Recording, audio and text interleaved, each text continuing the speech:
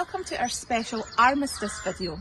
On the 11th of November every year, we all observe a silence in respect and remembrance of all those who died in all wars. November 11th is the date that the First World War ended, and in today's episode we're going to look at this war in particular. World War I was the first war to be fought on land, in the air and at sea. Earlier in the year we travelled to Montrose to visit a former World War I airfield. In 1913, Montrose became the first operational military airfield in the whole of Great Britain. It had only been 10 years since the Wright brothers had made the first ever successful powered flight, and by the time World War I started in 1914, the aircraft were still very primitive. Here at Montrose is the only place in Scotland you can get a chance to see some of these aircraft, so let's go and have a look.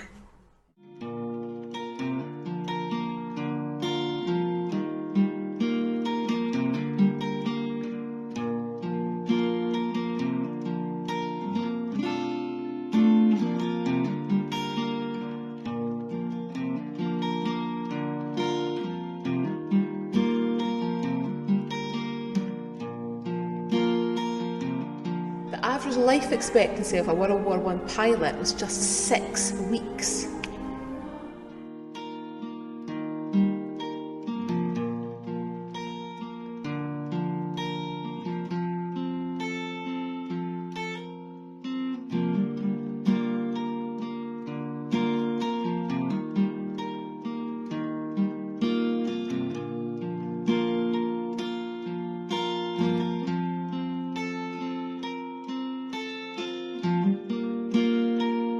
World War I produced flying aces. These pilots were treated as celebrities because of the number of enemy planes they shot down. British aces included Albert Ball, McMusic and James McCudden, who were all awarded the Victoria Cross. America had Eddie Rickenbacker, a racing driver turned pilot, but the most famous of them all was the German Manfred von Richthofen. Now we're going to visit a World War I site which is still quite intact near here.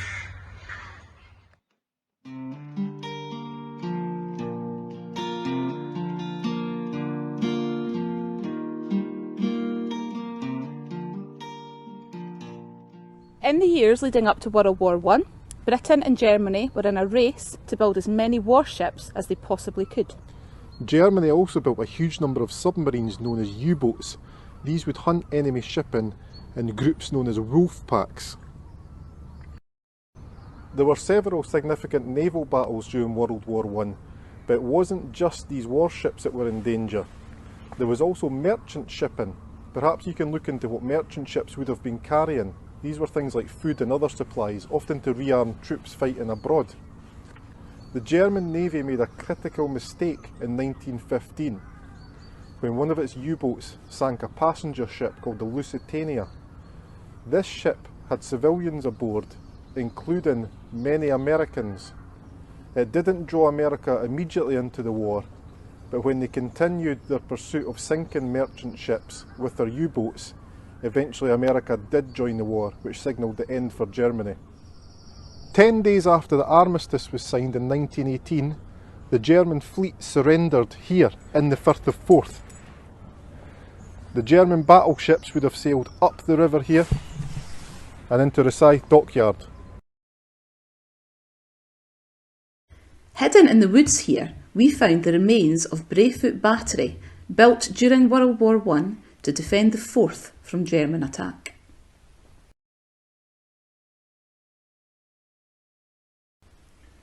Much of the camp still exists, including a narrow gauge railway line used to carry shells to the giant guns which looked out over the Forth. The mounting points for these can still be seen in the ground.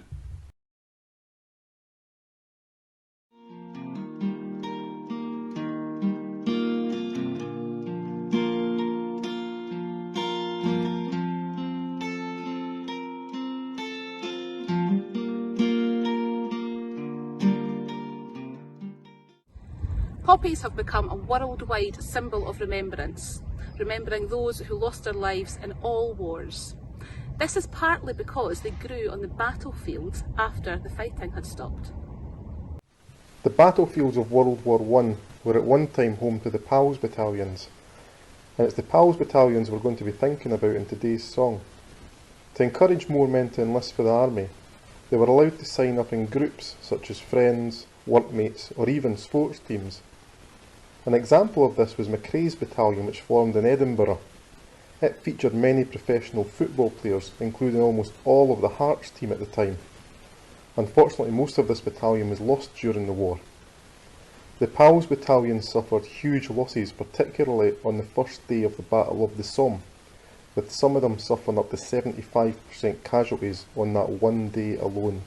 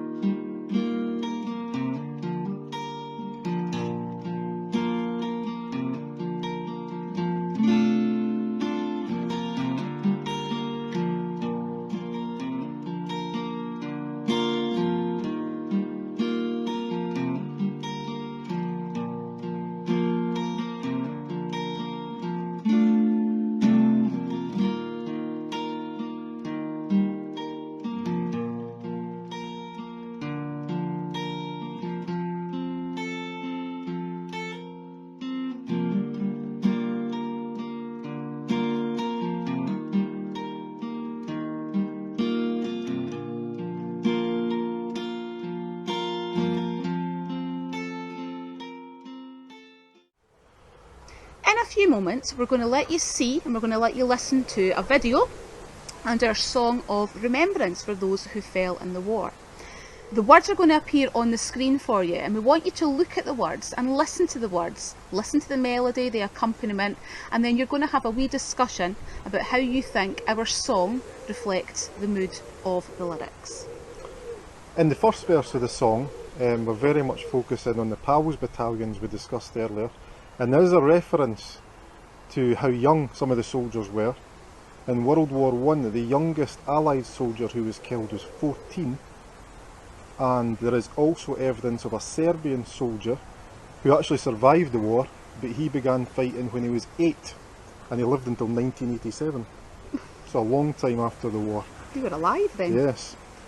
In verse 2, there is also a reference, we mention a storm of steel, who actually kind of lifted that title from a very famous book called Storm of Steel, and this was written by a German soldier who served on the Western Front, and it's considered to be a classic account of trench warfare.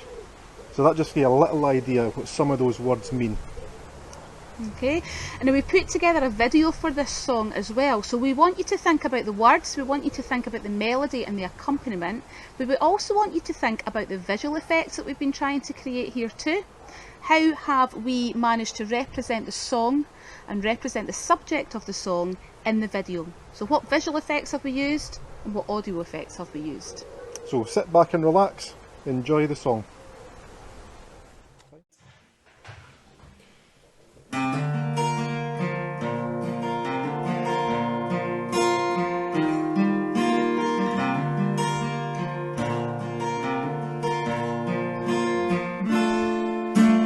Many years have passed now since those days. The battlefields lie silent and the memories fade from villages and towns. They joined as chums, but little did they realize, for they were so young. We will remember, we will remember, we will remember, we will remember, we will remember, we will remember. Armies roll in peace now. In Flanders fields, the scene of so much